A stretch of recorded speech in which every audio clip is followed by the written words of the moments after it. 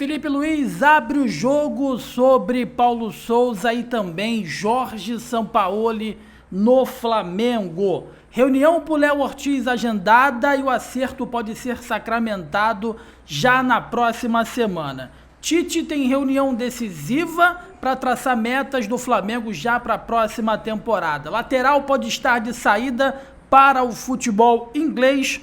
Agora sim, contrato assinado e o atacante Bruno Henrique fica no rubro-negro carioca por mais 3 anos e mais uma vez o Landim fazendo lobby sobre a SAF. Dessa vez ele diz que pode ser um gestor caso o Flamengo vire SAF, né? Isso e muito mais nesse vídeo, nessa manhã de sábado. Você que está chegando comigo, por gentileza, deixa o seu like, inscreva-se aqui no canal, é importante pra caramba pra gente, é muito importante pro nosso crescimento. Você começa o dia bem informado aqui comigo na S1 Live e termina o dia também bem informado com a Bia Zayat, com vídeo às 19 horas. Às 19 horas, a Bia Zayat está voltando aqui na S1 Live, trazendo muito mais informações do rubro-negro carioca. E você que está comigo, dá essa moral pra gente, já chega deixando o seu like que você vai estar ajudando muito a gente, muito o nosso crescimento. Landim fala novamente sobre SAF. A torcida do Flamengo está em polvorosa porque o presidente Rodolfo Landim, em todas as oportunidades, ele se aproveita para fazer lobby em relação à SAF no rubro-negro carioca. Isso tem irritado a torcida do Flamengo porque a torcida não quer SAF no Flamengo. A torcida não quer que o Flamengo vire SAF. A torcida do Flamengo não quer que o clube seja vendido. Mas o Landim está fazendo um esforço danado para que isso aconteça e agora ele passou de todos os limites, porque o presidente do Flamengo deixou muito claro que caso o Flamengo vire uma SAF, ele pode sim continuar ali na gestão, com alguma função dentro do clube, se perpetuando, né, aí no poder.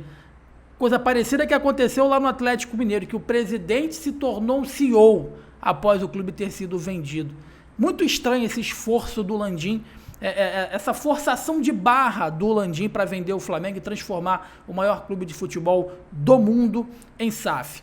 Depois de muito imbróglio, depois de muito se falar, o Flamengo assina contrato com Bruno Henrique por mais 3 anos. Bruno Henrique fica no Flamengo pelos próximos 3 anos. O jogador que se contundiu voltou muito bem. A negociação foi arrastada. A gente fez contatos aqui com o Denis Ricardo, que é empresário do jogador, que confirmou pra gente o contrato de 3 anos, mas sendo que o Flamengo demorou a fazer essa assinatura, fato esse que aconteceu no dia de hoje. Então tá confirmado, Bruno Henrique permanece no Flamengo pelos próximos 3 anos, então teremos aí mais 3 anos de Bruno Henrique no Flamengo. A gente sabe que a lateral direita do Flamengo, assim como a lateral esquerda, são posições carentes e que a torcida não confia.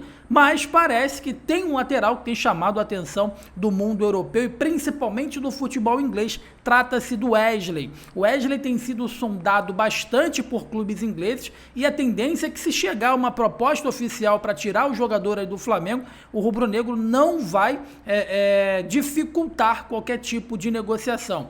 A gente sabe que o Wesley quase foi parar na equipe do Barcelona no início dessa temporada por conta da saída do Rodinei, da contusão do Mateuzinho, que foi uma contusão grave, e também da inconsistência, da contusão que também teve o Varela. O menino que subiu do Sub-20 acabou virando titular na Libertadores, enfim, nas principais competições da temporada no rubro-negro carioca. Entretanto, não angariou a confiança da diretoria e também dos torcedores, e com isso pode sim ser negociado já na próxima temporada. No dia de hoje, a informação que foi trazida no programa Na Cara do Gol do Júlio Miguel Neto, o Tite se reuniu com a diretoria para começar a traçar as metas de 2024. E uma dessas metas é quem sai, quem fica, nomes de possíveis contratações, e é uma informação exclusiva que eu tenho de que o Tite colocou alguns nomes na mesa.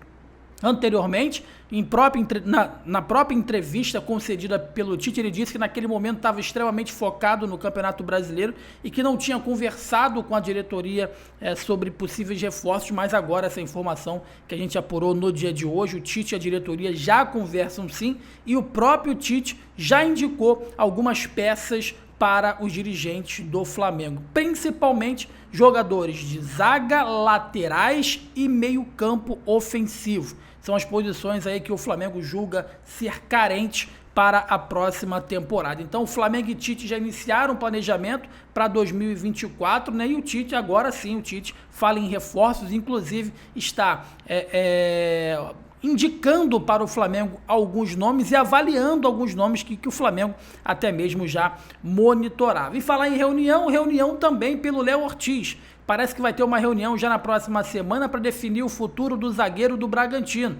Isso porque vem surgindo algumas propostas pelo zagueiro do Bragantino, do futebol turco e também do futebol espanhol, mas o Flamengo ele está muito próximo de conseguir essa contratação. A gente sabe que nesse meio de empresários, né, quando um clube chega para, vamos supor, o Flamengo chega para tentar contratar o Léo Ortiz, que em princípio não tinha nenhuma outra proposta a não ser de renovação do próprio Bragantino. A gente sabe que vai começar a surgir rumores, né, de que o Flamengo quer, mas também um time da Espanha quer. Isso aí muitas das vezes é plantado, né, por parte ali de empresários, enfim, para poder elevar o valor do atleta e conseguir chegar ali o mais próximo possível do pedido, né? Enfim, o jogador vale 3 milhões de euros, mas tem um clube da Europa que está interessado, então eles querem pagar 5. Então essa negociação, isso faz parte também da negociação envolvendo atletas de futebol. Mas a verdade é a seguinte, que Léo Ortiz, assim como o De La Cruz, estão muito próximos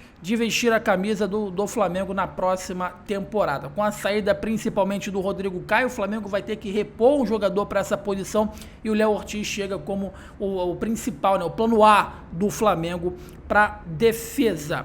Felipe Luiz ontem no Charla Podcast soltou o verbo, abriu o jogo, falou sobre Paulo Souza, falou também sobre Sampaoli. Então, assim, o Felipe Luiz, no alto da sua educação, foi verdadeiro, sincero e falou tudo que tinha que falar.